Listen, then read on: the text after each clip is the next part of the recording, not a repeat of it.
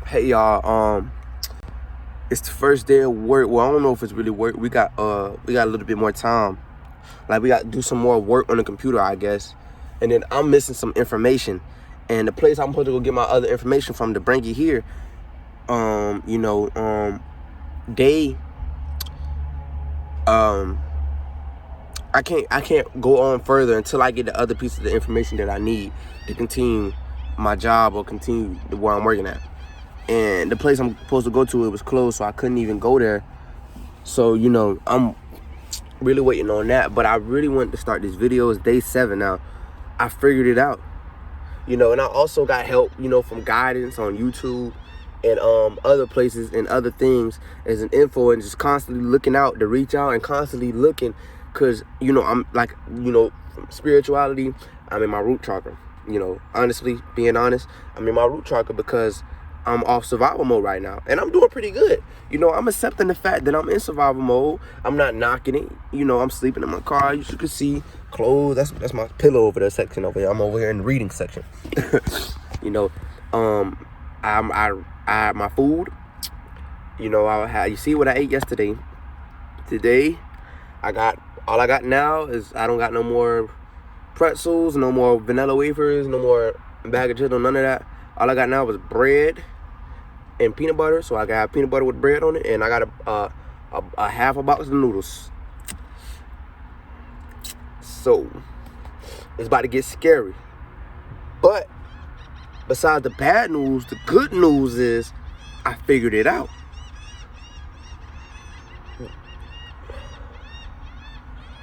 Your situation, right? It's about to get deep. You want to find your purpose, right? Who you are in life.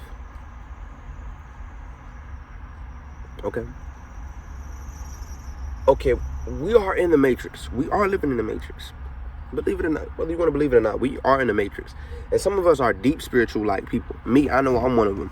Like, it's a war. It's a war going on. You know.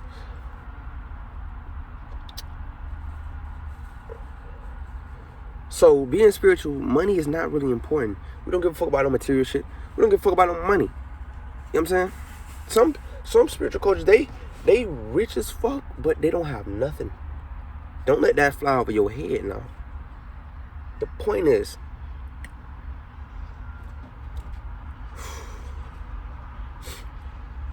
we are living in the matrix, and the rules to this matrix, to this reality, to this realm and this world is money. Money rules everything. Money has power. This, the blah, blah, blah. The usual.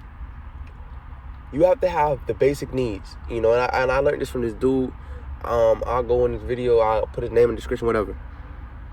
And not I learned it from this dude, but he was giving me a little bit more guidance, which I have been studying and getting guidance like for the past year now. And it finally clicked to me. I was working on the opposite. You gotta work mentally, emotionally, physically, but it's two things that you gotta really focus on to change your life. And that's the way you think and the way you perceive things. Me, I was working mentally. I was working on the way to perceive things, how to be grateful with nothing, how to appreciate with nothing. You know what I'm saying? But one thing I will admit is I was scared of failure. And that's based off through experiences. Now, this is the other part in life that change your life. Experiences. If I can do it, you can do it. And through experiences, I know I probably took more than one failure before, more than one loss, but the loss that really detrimented me, I'm gonna keep shit real, you know what I'm saying? I'm a real G nigga, you feel me? I ran, like, in high school, before I switched to my other high school, the school that I graduated from, it was another school I was going to, straight hood, straight project, all that, blase, you feel me? And I was in there, and I was doing my thing. This when I had my other gift, music. Still do it, but I had a plan and all that. I was in the streets and all that, real deal deep in the streets, because of this music shit, and also because mama struggling, this, that, and the third, But I had a plan with the music shit, and if I'm back in the streets, if I'm in the streets, it's because of music and because I love it. It's not because. And honestly, they say being a rapper is more dangerous than being a street nigga anyway. the point is, you know, I was in high school. I got into it with some niggas. At first I kind of like figured that niggas was really jealous of me. Niggas was hating on me. I made music. I was getting hoes, you know, and macking, nigga. Just the point is, you know, shout out to my deodorant because I ain't been taking no shower in like almost a week now, and I've been musty as fuck, nigga. I'm gonna have to keep this on me in my pocket type shit. What's up? Back up now. Boy, because it was crazy. When I was in the mall yesterday, boy, nigga smelled like onions. I went in the, you know, I could take no shower. I went in the bathroom and wet the tissue up, put the tissue under my arms. Point is, I was in high school. You know, I figured niggas was hating on me. Niggas was jealous of me. You know, but I kind of also got in my ego a little bit. So then, you know, I got caught up in that drama shit, that social drama shit. But that's because that's really who I am. You know, I am attention. I am people that want to be around. I am people that want to hang with. I'm just cool like that. You feel me? I'm just that nigga. You feel me? So, I end up kind of saying some shit. I don't know what it was. Probably the damn demons at the time. I wasn't spiritual. I didn't know really what going on, but something in me just decided one time. I was talking to a girl, telling the girl about this one nigga, you know, some pillow talking shit, some lame ass nigga shit, some green ass shit. Man, that nigga a bitch. I heard about that nigga. I was going out what people was telling me about him. And I don't know, maybe it was my karma. You know, I was in the street, so I'm thinking it was my karma as well. You know, and that's what got me caught up. And I didn't handle my shit like a man. So then, boom, boom, boom. Fast forward, the girl telling the nigga about, she calmed down. We started talking. She going out with a nigga behind his back. She texted me though and still calling me. So then, Christmas time, she tried to make it, you know what I'm saying? And I'm telling y'all this about my life so other motherfuckers can relate to this, or you can reflect on it. You may not have been through what I've been through, but you can reflect on, like, maybe you got your karma, or maybe you was in the wrong, or maybe you just dealt with a loss in general. So, you know what I'm saying? I said some shit about the nigga to the girl, and I guess the girl ended up starting going out with the nigga. So then the girl was still fucking with me, still talking to me and all that. But what I put two and two together, I figured maybe maybe the girl done told him about what I said, or he heard it from rumors. You know how high school shit be, rumors get around and all that. So I'm pretty sure it's probably people was talking about me, making rumors about me. But that's not the point. I still should never got into that shit. I should have just let them hating ass niggas be hating ass niggas. And I got my vision. I ended up losing my vision with my music. So I got caught up in this shit. After I got caught up, around Christmas time, you know, if you know, before Christmas break, we got to take tests and we get them 2 weeks off. So the last day before Christmas break, you know, we get out of the gym, everybody in the gym because we finna get ready to go. And, you know, mind you, the girl was still calling me, texting me about just wanting to be with me. Well, not being with me, but just wanting to fuck with me on the low. So then, you know, because me, I play my role. That's why I'm saying, like before even, I know how to play my role. Just know that. So then, I always come back with a nigga. I always come back with a pimping nigga. You feel me? And I come out of the gym and the nigga like, you been talking to my bitch? So then, it clicked. I had like a split second to think. And it clicked. And I'm like, so this girl done set me up the whole time. So I done told her what I was saying about the nigga. She probably done told him that. Then on top of that, because I was talking shit, running my mouth, I end up getting karma for that. Or I end up getting karma for being in the street, stealing, breaking and shit. You know what I'm saying? All this. So either way it go, it was the odds was against me. So then I'm like, damn, so the bitch done set me up. Like, damn, she would call him a phone. She lit in before the last day before Christmas break, she called my phone the day after that and was telling me about some shit that was irrelevant, some shit I didn't even really care about. But she called my phone and just wouldn't talk to me. So when the day before that, I would send her a paragraph saying like, you got a boyfriend, right? This, that, because I already knew she got with the nigga. So I was like, you got a boyfriend, right? Don't be talking to me. Don't be texting me like that. So I sent her the paragraph, and I guess he went through her phone, and she said he went through her phone and synced the paragraph. But at the same time, she probably gonna play it off like, man, this nigga been texting and calling me, trying to make it seem like I was the one who was after her when she was the one who was really after me.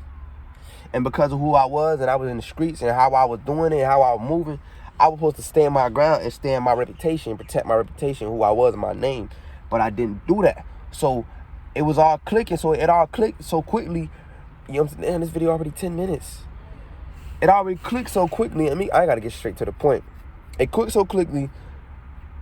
I figured she set me up, what she did, and then on top of that, nigga already hating on me, something like that. You feel me? So then he came out after I came out the gym. He asked me that. He said, "You been talking to my bitch in front of everybody?" Then some niggas I already fought before, some niggas I was into it with before, some niggas who was just hating. I had no problem with. They were just hating, and I had fought some of them just for no reason. They came from behind him, and they was also, it seemed like they all tried to jump me. So then I quickly, instantly think, and I ran. Ran around the whole school. I came up with flip-flops. I ran around the school in socks. You feel me? I ain't had nothing on my feet, stuck in the puddle. My socks was wet. And it was just like, it was like the end of my life. It was just the end of my life for me. I thought it was over with, you feel me? And I shoulda, coulda, woulda. I coulda stood my ground, fought all them boys, it was 10 to be exact. I coulda fought all 10 of them niggas and protect my reputation, protect my name, protect my music and what I rap about in my music, you know. But I did the opposite because I was thinking, like, I ain't want to get my face fucked up. Bitch, I'm a good looking nigga. I ain't want to get my face fucked up. Boom. You know, so anyway, to the point is, when I took that loss, you know, I carried it with me for a long ass time, and I just couldn't accept failure. I was scared of failure. I was scared of loss. I was scared of losing because when I took that loss, bro, it took over my mind for a year, 2 years almost, and I mentally I lost who I was. I lost myself. I feel like I was below my root chakra. Like, if you think me living in my car and all this shit is low, I was lower than that. I wasn't lower than that. Physically, I was still staying with my mama. I had things to eat, places to sleep, but mentally, I was down. I was always low energy. I was always low vibing. I couldn't get through the day. I just couldn't be myself, and no matter how hard I tried, even if I tried to continue and try to brush it off, I couldn't do it. Like, it was like a healing process. That's what it was. It was like a whole year to heal. You know what I'm saying? And I didn't know what the fuck I was dealing with. It was my first time ever taking a loss in life as well. I could consider it. Maybe I didn't take loss before, and other times I just didn't realize it. But being who I was, and I know what it feels to be happy, I just never felt that feeling of feeling so down before. So it took a long time for me to get out that.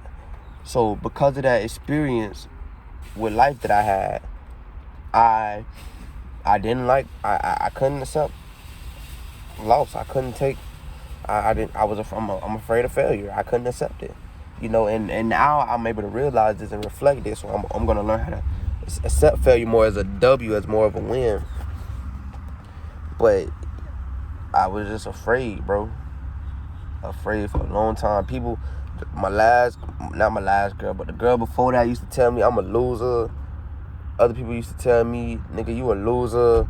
Nigga, you a loser. Nigga, you a sucker. Nigga, you a loser. You a bitch, nigga. This, that, and the third. And then I was so blindsided, and I was so focused on, you know, I was so focused on the loss I took. It seemed like it just kept getting bigger and bigger. I ended up getting traumatized from it.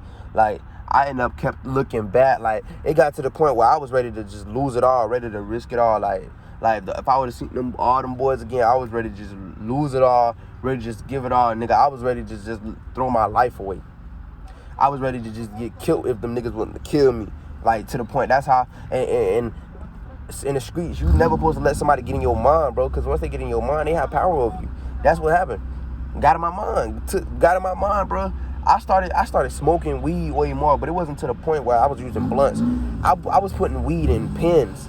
Like, if you know, you know. Like, I took the ink out of the pen and all that, and you know, it's just an empty thing. Like, you can, like, a spitball, like, but instead I put little weeds in it, light the weed in front of it, and just, I was using pens, so I was inhaling weed smoke, plastic, all that shit getting in my lungs. I was killing myself, bro. Because I was dealing with some pain on the inside, some shit that was healing that I didn't know how to deal with. You feel me? Shit got crucial. It got treacherous. For real. It really did. So because of that experience, I was afraid of taking a loss in life. And you know, after a while, yes, I got over it, you know, and I started to learn to accept it and started, like, if I didn't accept it, I wouldn't be able to talk about it how I am now.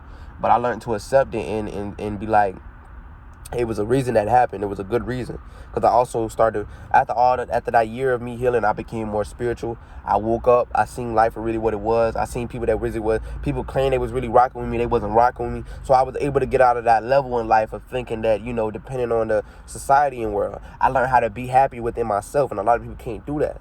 I had to figure out that the hard way.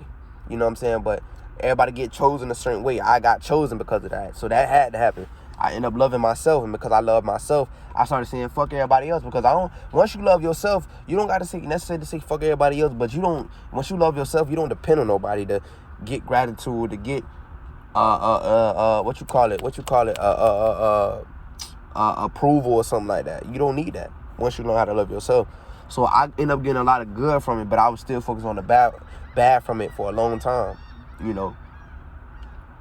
And it was like I took a loss, and it was like I was gonna come back from the grave. Well, I'm still coming back from the grave. Well, I done kind of came back from the grave. Now it's just I'm finna get this physical shit, because I told you I figured it out now. So now this physical shit gonna come, all this money shit gonna come, which I still don't care about. But people that they want me to win, people who always hated on me, I always had haters my whole life.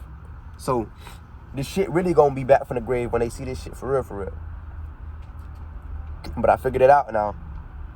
And, you know, during that whole time of me growing, I became more mentally, I worked mentally up here.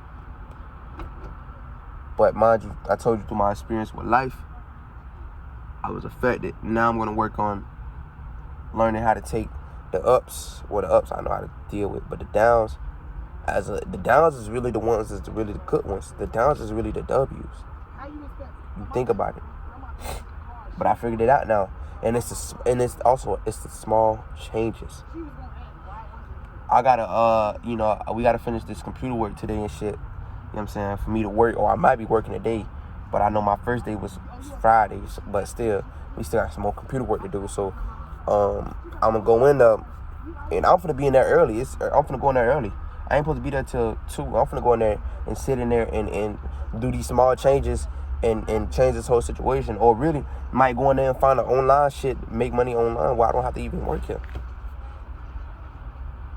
But that's what I wanted to tell y'all, man. This video is 17 minutes long. If you made it this far, you're a real one. But real nigga shit, man, on some G shit. Shit, if I go back in the streets, now I know, I ain't gonna say I know what to do, but I know, like, even being in the streets really teach you how to really deal with real life. Because you think about it, you're gonna have ups and downs. In the streets, you're gonna have ups and downs. Your karma is your up.